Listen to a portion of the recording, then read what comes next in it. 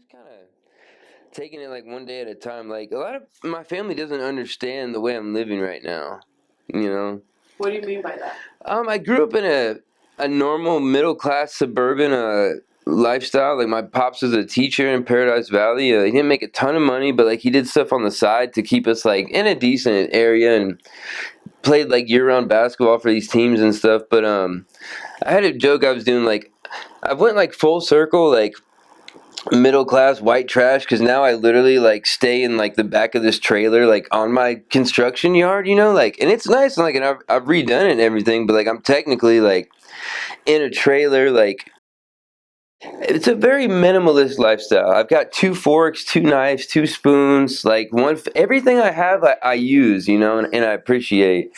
And I've got this huge like mechanic workshop to work on the motorcycles I've been working on. I got 2 or 3 guys that I'm working on their bikes for them and stuff, which is like kind of therapeutic for me. But is the area you live on, like the lot, is it secure? Oh, for sure. There's a big like 15-foot fence with like barbed wire all around it. But there's like a Fascinations right north of us, and then there's our yard. But you just hear stuff all the time. Like, and there's sometimes it'll be like 2 o'clock in the morning, and I'll hear some crazy fight going on outside. And sometimes they'll hop that fence and try to like steal tools and stuff. Like, oh yeah, it's pretty crazy. Like. You can't go to a gas station there in a 2-mile race without people asking you like, "Hey, do you want some G? Do you want some this? Do you want some that?" Like, man, I hate to sound like a cliche suburb. My dad made just enough money to keep us in that middle class level where I'd go to parties at my friend's house and be like, "Man, Cole's got a big ass backyard. Like, damn, pops, you need to up your game or something." Because like we lived in those like Fletcher Heights houses where they're nice, but they all look the same. Like there's only 3 or 4 styles of homes like that, and it was just other than once my mom left, it was a lot more tranquil because those last like 3 years she was there, she's getting real physical with me, real physical with my dad, and it's weird to see your father getting beat up by a little 5-foot drunk woman, and my dad never once raised his voice, and she'd be slapping him. We'd hide all the booze. She's drinking mouthwash.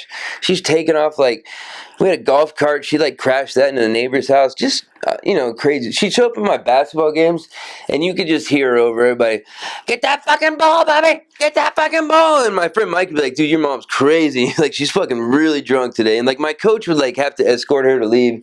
She went out of the gym for a minute, went and got cigarettes, and then came back. "Can't fucking kick me out of here. My fucking son's the MVP on this fucking like." And then the ref and everyone's like, "You need to control her. I'm gonna fucking like kick her out." I was like, "Mom, just fucking chill." Like. So once she left, it was I instantly just saw my dad like relax a little bit more. But then my house became the party house, dude. I literally lived 500 feet away from my middle school and 1,000 feet away from my high school. So my house was like the party house. Like, a fun house. Man, well, I had turntables, like I had dirt bikes, I had skateboards, and like I had a ping pong table in the front room. Like my dad just let me get away with murder, Really?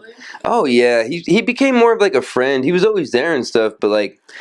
Man, he'd come home on a Friday night, there'd be 60 kids there, and there'd be pyramids of beer cans, and the backyard got lit on fire because Brenda threw a coal from the hookah in the trash, and it caught the trash can on fire, and just crazy stuff. What would he say when he came home? He's the type of guy, he calls me like Bubba. Bubba, I'm not mad, I'm just disappointed in you. Like that type of thing, like, "Oh, Pop, you hit me with the psychology stuff. It hurts so much worse." When did your parents separate? Like when... Oh, well, like when I was 10 or 11, they tried therapy. She moved into the back room. They tried that. She moved into an apartment. And then finally they're just like, "Oh, screw it." Like I think when I was 12 going on 13 is when they actually got divorced. And so what's life like with, what kind of relationship do you have with your mom now? You know what? It's hit or miss. It will be good for a couple months and she'll be like, "Man, I'm proud of you. Like you're doing well." And then she came to my place a couple months ago, and she's taking pictures on her phone. I'm like, "What are you doing?" She's like, "My girls at the office are not going to believe where you're living, Bobby. This is crazy." I'm like, "Mom, I like living here." She's like, "I just think you could do so much better." Like, why? I don't need to be doing better. She hates that I'm doing comedy again. She thinks it's a waste of time. You're just in some bar around all these lowlifes and you're getting drunk. Like, that's not even it. A lot of these places, like, Man, there's this place called Do Better where you have to do like clean comedy and like there is no like alcohol and stuff and you're really there like working on your craft. Like that's hard when you don't have any type of like crutch or like liquid courage or something. Like so most people can be a little funny on a Friday night or something. Like I see you on a Wednesday with a bunch of soccer moms and everyone's sober. So, what is your relationship like with your dad right now? It couldn't be better. We're at this weird stage where we tell each other the truth, but when it's something where we don't want to worry the other party, we're not 100% honest about it. Like he had prostate cancer a couple years ago. Didn't tell anybody in the family until he was like done with chemo. And it was weird. He kept like having bathroom accidents and like his stomach was always messed up. And I could tell something was wrong. And then finally he's like, well, I had prostate cancer. And they just cut out these polyps. Like it's fine. Da da da. If I'm like struggling in a relationship or like money or like on some like drug bender for a few days or something, obviously I won't tell him anything like that. Like it's very like I don't want to worry him. He's in his 70s. He's retired. He taught 7th and 8th grade math for like 35 years. Tell us about the first time you took drugs. Whew, man, I was 13 years old and I just had a knee surgery, my first one of two in 8th grade going into freshman year, and they gave me 5 milligram hydrocodone, which is Vicodin, and I had the bottle and it was up in our medicine cabinet next to the Advil and Tums, and my pops didn't watch it or anything, and then 3-4 days later I was like, Pop, is there any refills on that hydrocodone? And he went and looked, and a month's supply was gone in like 3 days. I'd given a couple to my friend, but I literally was taking 5 or 6 at a time. That was the first time I realized, oh, if I take 3 or 4 of these, it gives me this feeling. What was the feeling? Ooh, my pain went away. It felt like a warmth all over me. I felt confident. I felt awake. I felt tired. I felt impervious to like pain. And just confident. It gave me a weird blanket of confidence, If you can compare that to, is there any other drug out there like that? I mean, I've done any and every kind of drug you can think of, and like opiates is a tough one because it's so damaging and like moving, and then 3 days later you're physically like addicted to it. Like in 3 days. Oh man, yeah. It's crazy. Like I did the whole Oxycontin thing like after that, and I was doing like 80 milligram Oxycontin pills like they were nothing.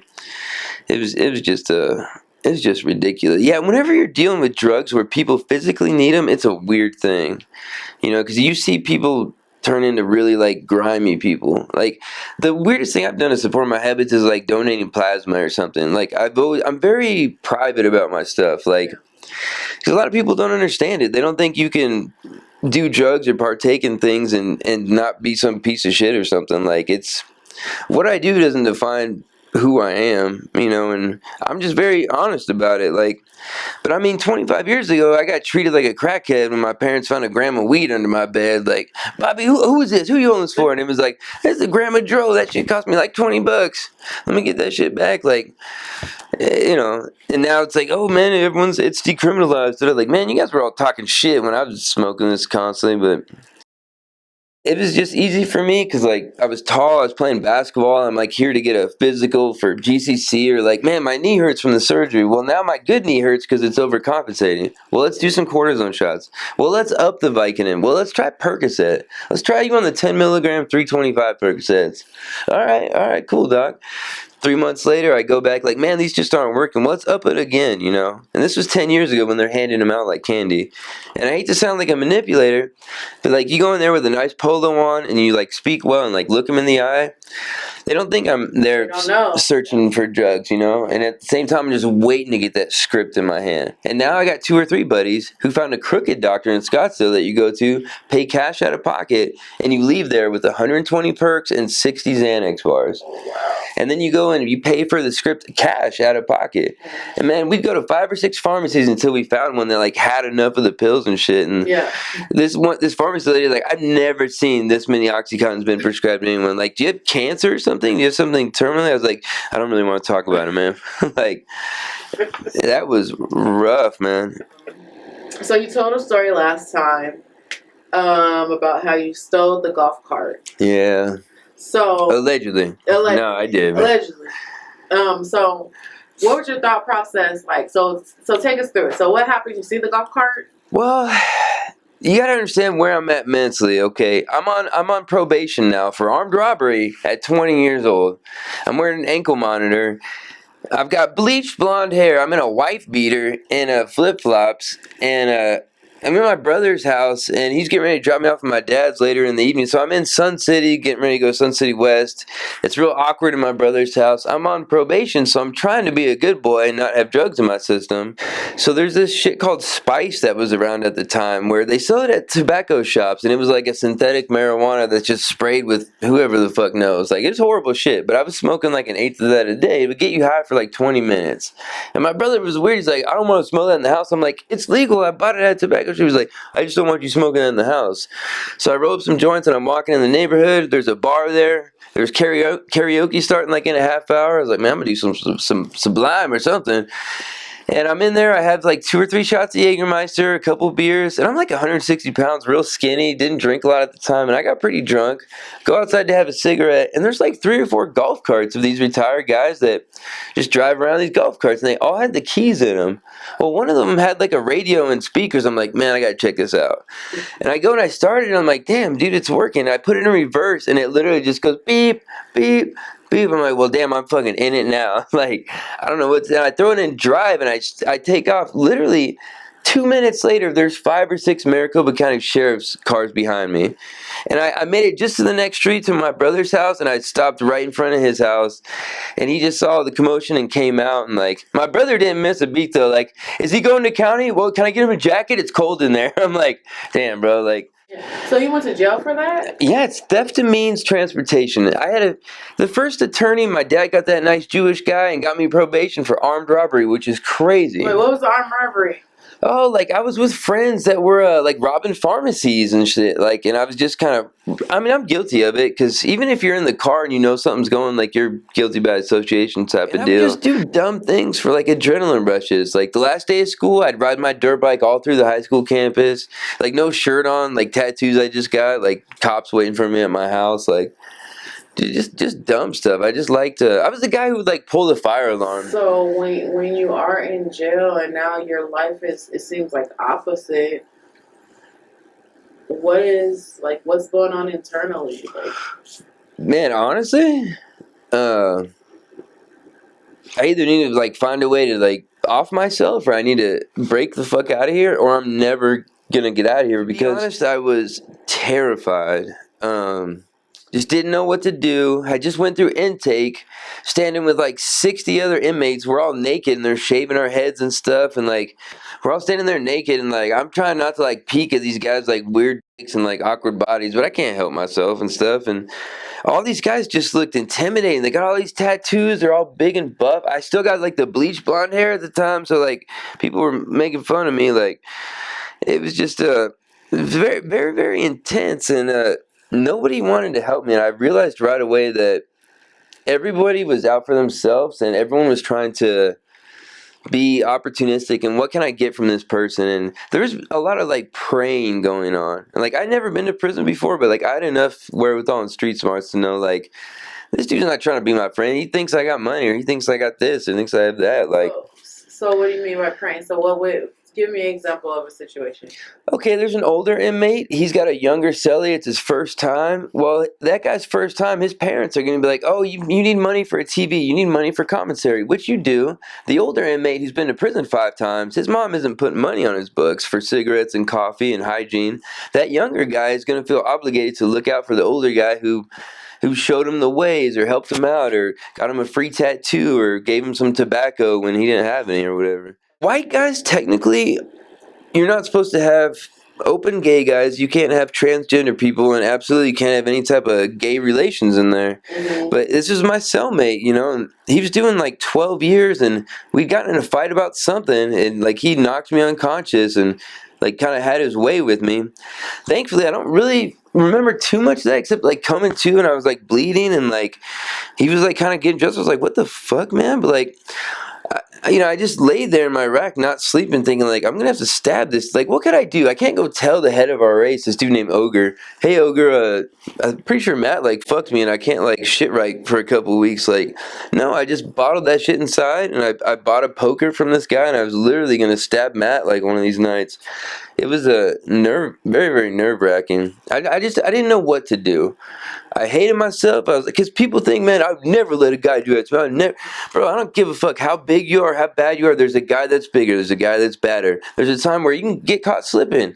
He was twice my size. I'm trying to fight. I would punch him so hard in the arms, like my arms would just get tired, and then he would just lay me out. Like he knew how to fight. Fighting in an 8x12 cell with a metal toilet and metal bunk beds is very, very tricky. It's very easy to like get caught in certain type of things. And he was the type of guy, like, he would knock me down and then kick me while I was down. Like, I got soccer kicked in the face by him, like trying to get up off the ground. Like, he was a very dirty like type fighter. Where were the guards? They only walk every 15, 20 minutes, and they don't care about that stuff.